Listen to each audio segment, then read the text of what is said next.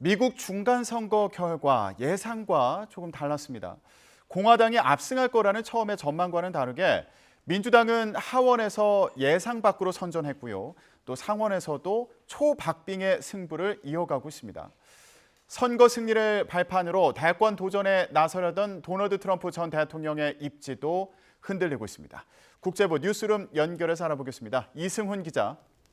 네, 이승훈입니다. 네.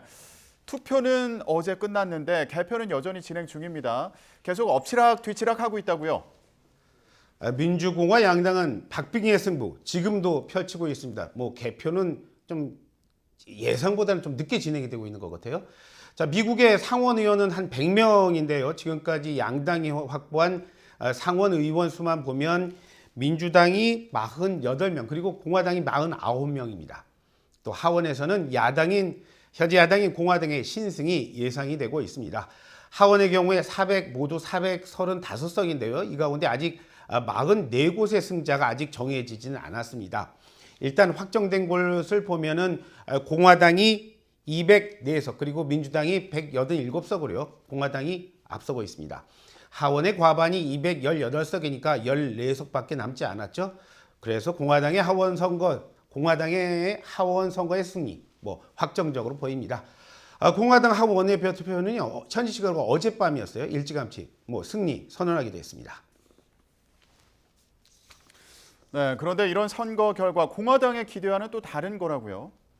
선거 전에는 공화당의 압승 예상이 정말 많았습니다. 언제나 그런 것처럼요. 중간 선거에서는 일단 집권 여당 지고 들어가죠. 여기에 미국 경제 상황이 지금 최악입니다. 그래서 지금 유권자들의 마음이 공화당 쪽으로 기울 거다 그런 예상이 많았기 때문인 거죠.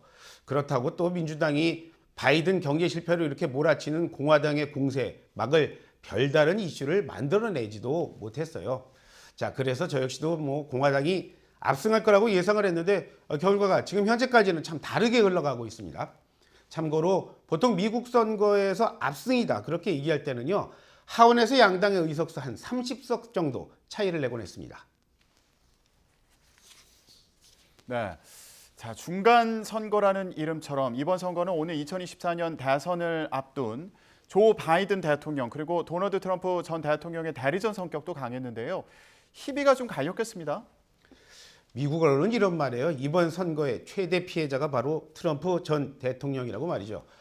트럼프는 그동안 자신의 영향력 그리고 돈을 무기로요. 정적들 쳐내고 그 자리에 300명이 넘는 충성파 후보를 선거 전면에 내세웠습니다. 또 선거 기간 30차례 넘는 지원 유세 다니고 TV 광고에 쏟아부은 돈만 1,600만 달러 그러니까 우리 돈으로 한 218억 원이 넘는다고 해요.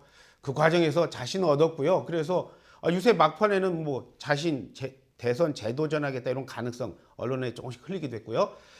선거 전날에는 큰 발표가 있을 거라면서 정말 대선 출마 예고하기도 했는데 하지만 충성파들 일단 낙마했습니다. 그러면서 이른바 레드 웨이브 그러니까 공화당의 압승을 발판 삼아서 재선에 도전하겠다는 그의 계획 제동에 걸렸다는 게 지금 현재 미국 언론들의 대체적인 분석입니다.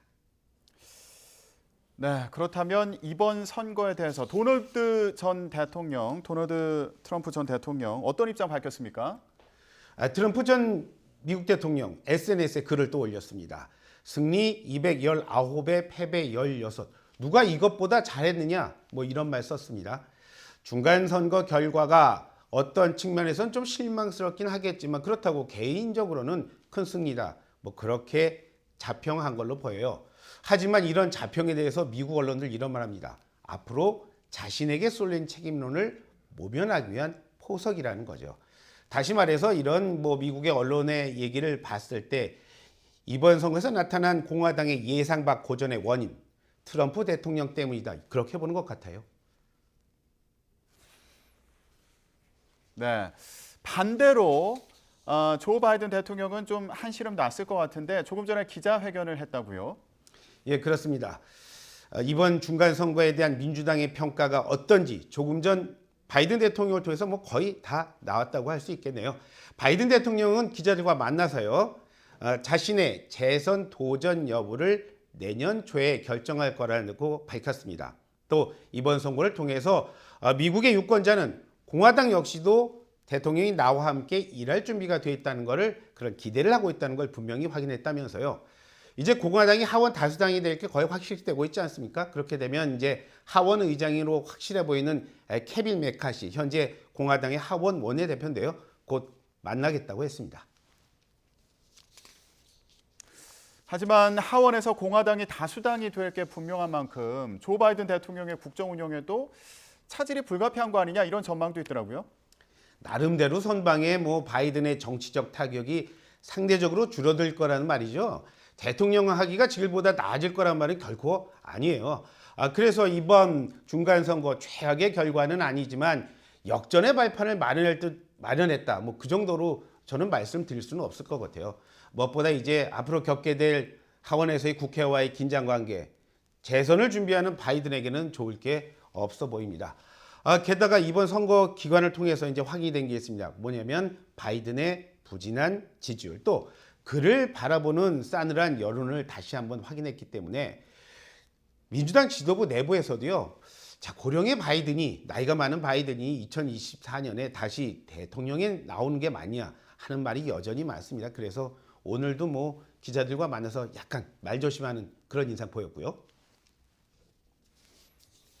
네, 그렇다면 이번 미국 중간선거 결과 언제 나옵니까?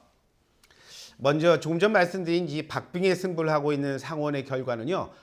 과반의 득표자가 없으면 결선 투표를 하는 유일한 주가 있어요. 바로 조지아주인데요. 조지아주의 상원 결선 투표를 하는 12월 6일, 다음 달 6일이 지나야 결정이 나올 거고요. 또 미국의 우편 투표 제도라는 게 있는데 이게 또 빠른 개표를 현재 방해를 하고 있습니다. 보통 지역에 따라서 우편 투표함이 모두 개봉되려면 한 12일 내지 한 13일 정도 걸리곤 했는데요. 이번엔 또 코로나19가 있어서요. 많은 사람이 투표장이 안 나오고 우편 투표를 행사한 사람이 많았어요. 그런 사람들이 무려 4,420만 명으로 아주 급증했기 때문에 평소보다 더 개표가 더딜 거라는 그런 예상도 많습니다. 여기에 언제나 그런 것처럼요. 결과를 승복하지 않은 후보자들, 재개표 요구 등 이런저런 거를 따져봤을 때 상원과 하원, 미국의 상원과 하원 전체 진영이 확정되기까지는 한 달 정도 시간이 필요해 보입니다. 이게 미국식 민주주의의 현주소이기도 합니다. 지금까지 국제부 뉴스룸입니다.